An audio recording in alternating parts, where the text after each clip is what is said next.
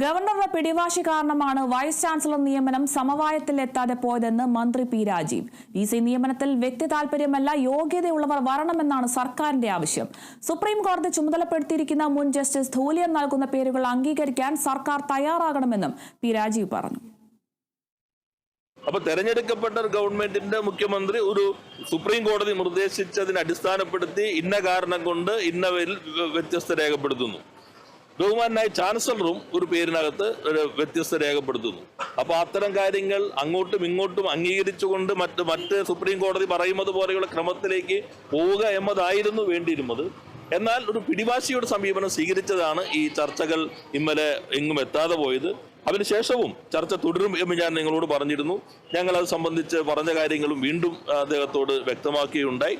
ധാരണയിൽ എത്തുകയാണെങ്കിൽ ഗവൺമെന്റിനെ കമ്മ്യൂണിക്കേറ്റ് ചെയ്യാം എന്നാണ് അറിയിച്ചത്. അങ്ങനെ ഒരു കമ്മ്യൂണിക്കേഷൻ ഇന്നലെ ഈ കോടതി കേസെടുക്കുന്നത് വരെ ചാൻസലറുടെ ഭാഗത്ത് നിന്ന് ഗവൺമെന്റിന് ലഭിച്ചില്ല. ഇപ്പോൾ കോടതി ഒരു നിലപാട് സ്വീകരിച്ചിരിക്കുന്നു. ആ നിലപാട് സ്വാഗതാർഹം. ഞങ്ങൾക്ക് ഇന്നാൾ വരണമെന്നില്ല. സർവകലാശാലയുടെ നിലവാരം ഉയർത്താൻ കഴിയുന്ന ആളായിരിക്കണം.